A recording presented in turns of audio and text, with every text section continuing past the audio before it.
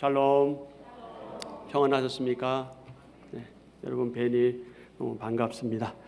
자, 오늘도 하나님의 그 은혜를 얻은 우리의 구원이라는 주제로 말씀을 전하려고 합니다. 하나님께서는 죄인들은 물론 저와 여러분을 반드시 꼭 구원하셔야 할 아무런 의무도 책임도 없으십니다. 그러기에 하나님께서는 그분과 영원히 분리된 죄인들을 정죄하시고 그들을 영원한 지옥불로 들어가게 하시는 그것은 정당한 일입니다. 하지만 하나님은 우리의 행동이 우리 자신에게 합당한 정죄를 가져왔음에도 불구하고 우리에게 피할 길을 마련해 주셨습니다. 그 이유가 무엇입니까? 그 이유는 하나님이 우리를 사랑하시고 또 계속해서 그렇게 하시기를 원하셨기 때문에 그렇습니다. 우리는 그것을 뭐라고 표현합니까? 하나님의 은혜다, 이렇게 표현하고 고백합니다. 은혜에 대해서는 이미 여러분이 잘 알고 계시는데 은혜의 정의 하나를 우리가 한번 확인하기를 원합니다. 은혜가 무엇입니까? 다 같이 자기의 행위로는 그것을 얻을 만한 자격이 없는 사람에게 주시는 하나님의 호의. 그 어떤 사람의 행위로는 그것을 얻을 만한 자격이 없는데 그 사람에게 거저 주시는 그것이 바로 은혜다. 하나님의 은혜다. 하나님은 그 은혜로 죄인들과 저와 여러분 우리를 그분의 영원한 심판으로부터 용서하셨고 우리를 구원하셨습니다. 이렇게 하나님께서 제공하신 그 길은 그분께 속한 것이고 오직 하나님만이 주도적으로 하실 수 있는 것이 분명합니다. 그렇습니다. 은혜와 믿음과 구원은 모두 하나님께서 우리에게 거저 주신 선물인데 이를 통해 하나님께서는 전에 죄인의 신분으로 옛사람이었고 영원히 죽었던 저와 여러분을 구원하셨습니다. 그래서 말하자면 우리는 그저 매우 수줍게 손을 살짝 내밀어서 그 구원의 선물을 받은 것뿐이죠. 우리가 한 것은 아무것도 없다.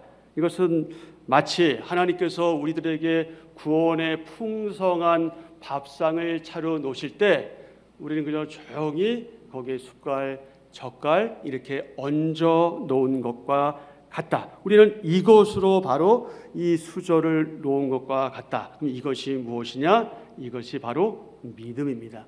그것이 우리의 믿음입니다. 로마서 1장 17절입니다. 여러분이 잘 아시는 말씀. 복음에는 하나님의 의가 나타나서 믿음으로 믿음에 이르게 하나니 기록된 바 오직 의인은 믿음으로 말미암아 살리라 함과 같으니라. 아멘. 바울은 복음 안에서 하나님의 의가 계시되었다고 강조합니다. 그렇습니다. 복음에는 하나님의 의가 나타났습니다. 바울이 이해하고 있는 이 하나님의 의와 관련해서 로마서 3장 3절 이하의 말씀에 의하면 하나님의 의는 하나님의 미쁘심이다. 하나님의 신실하심이다. 하나님의 믿음직스러움이다. 물론 하나님의 참되심 이것과도 깊이 관련되어 있지요. 그러기에 하나님은 미쁘시고 신실하시다. 믿을만하다. 이런 표현은 하나님은 참되시다는 의미이고요. 하나님이 신실하시고 참되시다 하는 표현은 하나님은 어떤 분이시다? 그분은 의로우신 분이시다 하는 의미입니다. 의로 번역된 히브리어 단어는 어떤 윤리, 도덕 이것을 가리키는 것이 아니라 그런 것을 말하는 것이 아니라 언약 개념입니다. 그러니까 의라고 하는 것은 언약과 밀접한 관계가 있죠. 언약은 다른 말로 약속입니다. 약속. 언약을 맺는다. 우리가 보통 약속한다 하는 것은 이 쌍방이 있잖아요. 양자가 있죠. 양자 서로가 관계를 수립하고 관계를 맺는 것을 말하죠. 그런데 그 언약에는 그 약속에는 쌍방에게 의무가 있고 책임이 뒤따르게 됩니다. 이렇게 볼 때 이 의롭다 하는 그 인정은 일반적인 도덕 기준에서 흠이 나거나 잘못이 없을 때 그럴 때 너 의로워 하는 그런 차원의 것이 아니라 오히려 서로의 관계 속에서 자기의 의무, 자기의 책임을 잘 지면서 행동할 때야 비로소 의롭다 이렇게 인정받게 되는 거죠. 창세기 17장 7절입니다. 17장 7절 하나님께서 친히 아브라함의 이름이 계명되기 전에 아브라함에게 말씀하셨죠. 아브라함에게 하신 약속입니다. 자, 17장 10절 다 같이 내가 내 언약을 나와 너 및 내 대대 후손 사이에 세워서 영원한 언약을 삼고 너와 내 후손의 하나님이 되리라. 아멘. 영원한 언약을 삼고 너와 내 후손의 하나님이 되리라. 아멘. 이 약속 때문에 하나님은 그분의 언약 백성들에게 복을 내리셨습니다. 또한 그 언약 백성들이 그 위험한 상황들을 만날 때 또 적들로부터 너무나 고통스러운 일들을 겪게 될 때 그때 그들을 구출해 주셨죠. 심지어는 언약 백성들이 범죄했을 때 죄를 지을 때에라도 하나님은 어떻게 하셨습니까? 그들이 회개하고 그들이 진정으로 회개하고 하나님께 매달릴 때 하나님께 돌아올 때 그때 하나님은 어떻게 하셨습니까? 용서하시고 받아주셨습니다. 그리고 어떻게 하셨습니까? 회복시켜 주셨습니다. 무엇에 근거해서? 그분의 언약, 약속의 근거해서 그렇게 하셨습니다. 그렇습니다. 우리는 언약 백성에 대한 하나님의 구원의 행위를 이 구약 성경 여러 곳에서 의로운 행동으로 표현하고 있음을 알 수 있습니다. 또한 보다 직접적으로 이사야서 45장 8절을 비롯한 여러 곳에서 이 하나님의 구원이 하나님의 의와 같은 의미로 그렇게 사용되고 있음을 확인할 수 있습니다. 그러므로 여러분 우리는 하나님의 의가 뭐냐? 하나님의 의가 뭐냐? 그런 질문을 받을 때 여러분은 이렇게 대답할 수 있어야 합니다. 다 같이요. 하나님의 의는 하나님의 언약 백성에 대한 언약적인 신실하심이다. 어떤 일이 있어도 믿음직스럽게 끝까지 약속을 지키는 하나님의 선한 행위이다. 그것이 뭐다? 그것이 하나님의 의다. 하나님의 의다. 하나님의 의는 구약 성경에서 자주 언급되는 하나님의 언약적 사랑과 연결됩니다. 이 언약적 사랑을 구약 성경에서는 뭐라고 표현했습니까? 여러분이 잘 아시는 것처럼 헤세드라고 표현하고 있습니다. 그러므로 이 하나님의 의는 하나님의 헤세드, 인자하심과 하나님의 성실하심, 바로 이것으로 정의되기도 합니다. 한편 이 바울에게 있어서 예수 그리스도 사건, 즉 그분의 성육신과 그분의 복음 사역과 또 그분의 십자가에서의 죽으심과 부활과 승천과 그리고 그 의의 재림과 종말의 모든 것에 있어서 예수 그리스도 사건은 하나님의 전례 없는 구원 행위다. 하나님의 구원 행위며 하나님의 언약의 신실하심에 대한 최상의 표현이다. 이것이 바울에게 있어서 그리스도의 사건입니다. 그러니 그가 그분을 위해서 순교의 장까지 맞을 수 있었던 거죠. 사랑하는 지체 여러분, 인류의 처음 조상 아담 이후로 줄곧 계속해서 하나님을 대적해 왔습니다. 하나님 말씀에 불순종했습니다. 하나님과 맺은 언약을 스스로 파괴해 왔습니다. 이에 대해서 호세아서 6장 7절은 이렇게 증언합니다. 그들은 이렇게 했다. 어떻게 했다? 언약을 어겼다. 누구처럼? 아담처럼. 그들은 아담처럼 언약을 어겼다. 로마서 1장 21절과 28절에 의하면 인류는 하나님을 하나님으로 인정하기를 거절했습니다.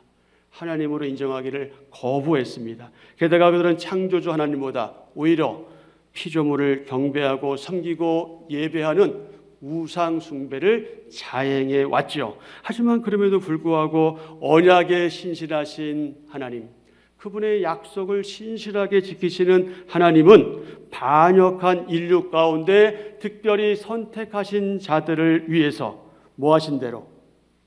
약속하신 대로, 언약하신 대로 때가 참에 메시아 그리스도를 이 땅에 보내주셨습니다.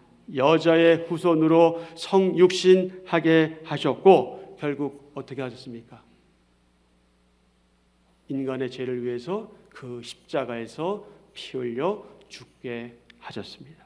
하나님께서는 이렇게 메시아 그리스도의 죽으심을 통해서 죄인들의 이 죄의 용서는 물론 새로운 언약 관계를 다시 맺으심으로 죄인들에게 회복의 길을 여셨죠. 바로 이 사건, 바로 이 사실이 무엇입니까? 그것이 복음이다. 그것이 저와 여러분이 믿고 있는 복음이다. 그리고 이 복음이 모든 믿는 자에게 구원을 주시는 하나님의 무엇이다? 능력이다. 하나님의 능력이다. 그래서 바울은 어떻게 했습니까? 복음을 부끄러워하지 않았습니다. 그는 결코 복음을 부끄러워하지 않았습니다. 오히려 그는 어떻게 했습니까? 당당하게 복음을 전했습니다. 하지만 사실 예나 지금이나 앞으로도 복음을 전하면 부끄러움을 당했고요, 과거에. 그리고 지금 또 앞으로도 부끄러움을 당할 수 있습니다.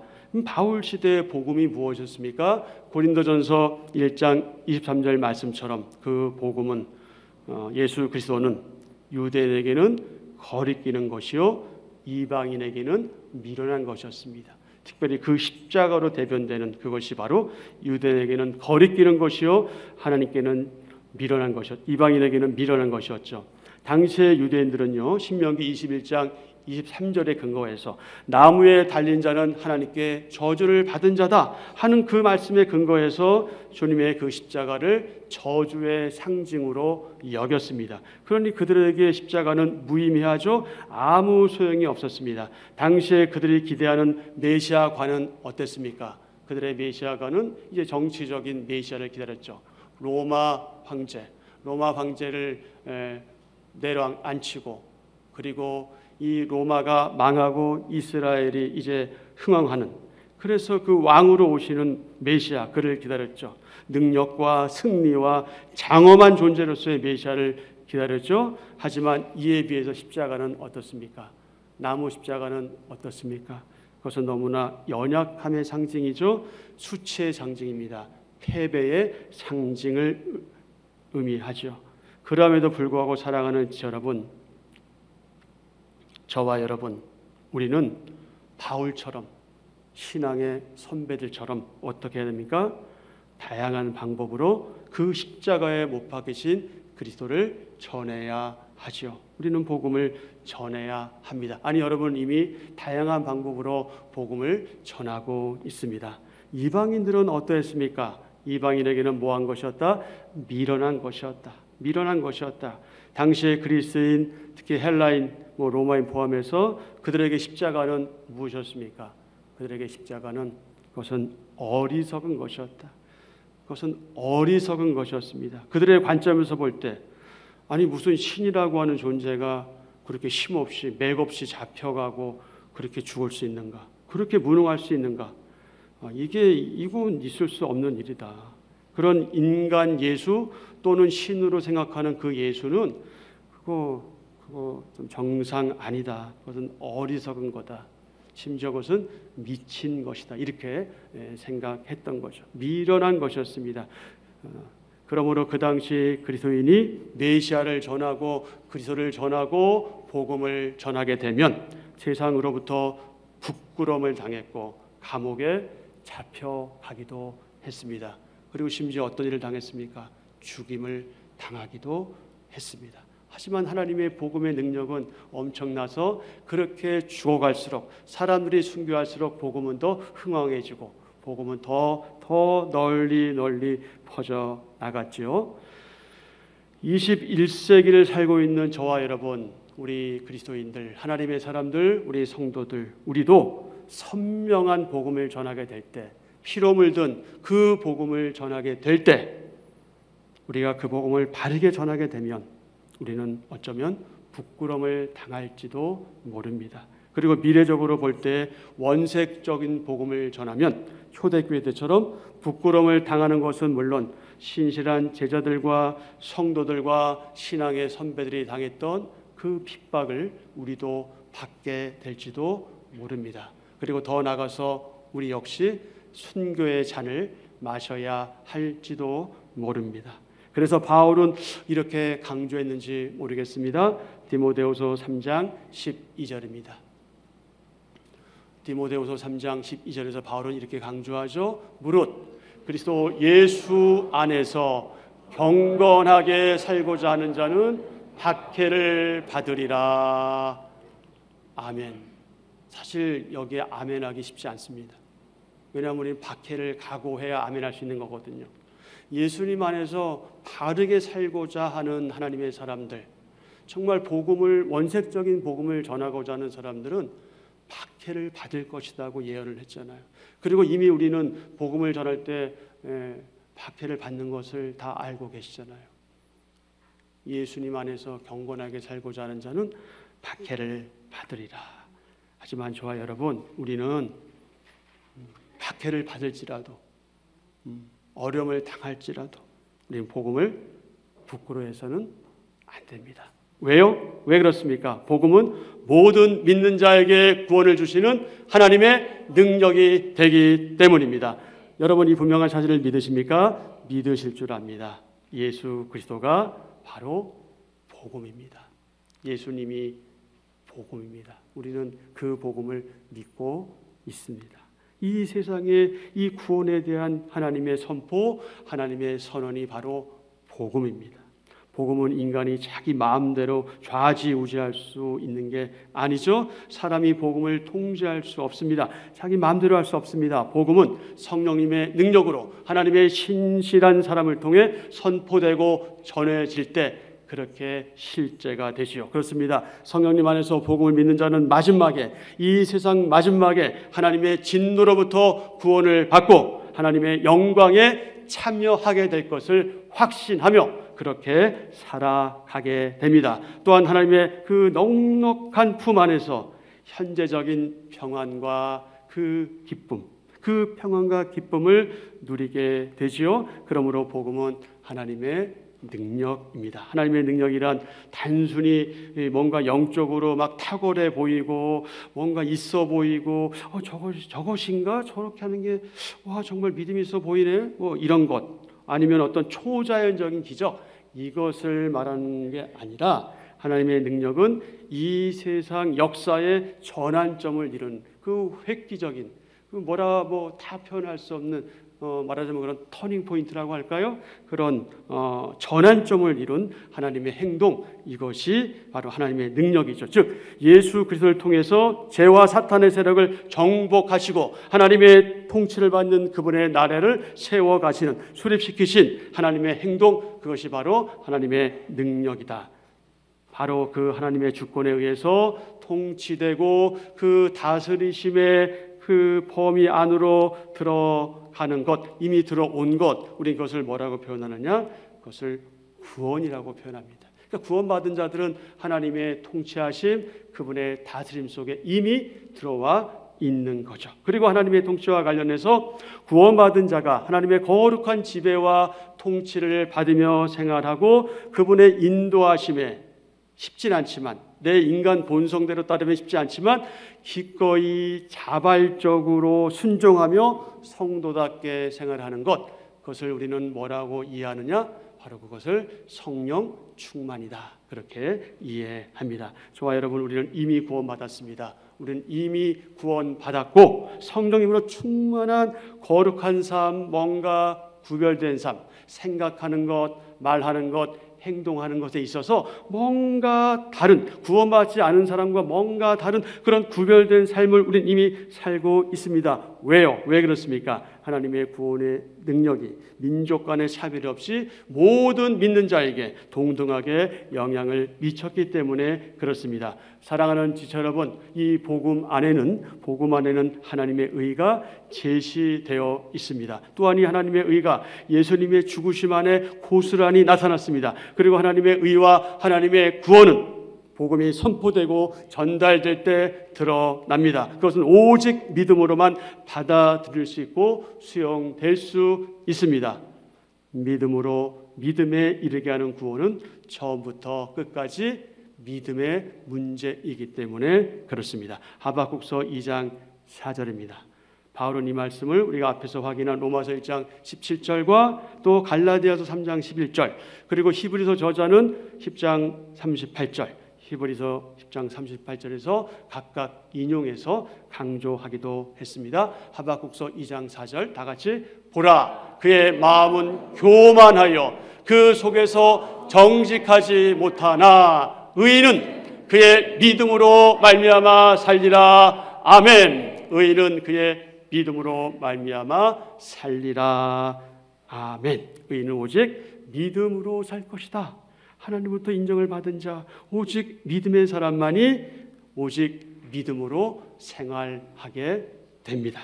믿음의 사람, 하나님의 그 은혜 안에서 믿음으로 처음부터 끝까지 하나님의 주권을 인정하고 그분의 신실하심에 의지하며 사는 자, 그는 반드시 하나님의 의도하신 생명의 충만, 그리고 평안, 그리고 기쁨을 경험하는 그런 복된 삶을 살게 되지요. 그렇습니다. 믿음은 하나님께서 우리에게 주시는 것, 그것이 무엇인지 때로는 확실하게 알지 못할 수도 있고, 때로는 그것이 그러한가 긴가민가 할 때도 있을 수 있습니다. 완전하게 이해하지 못할 수도 있습니다.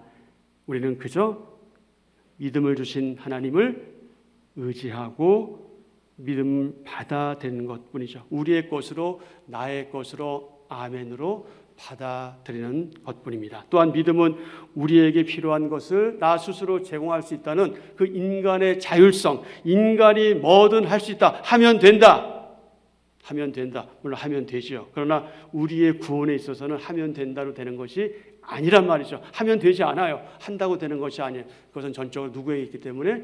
하나님께 있기 때문에. 하나님께 있기 때문에.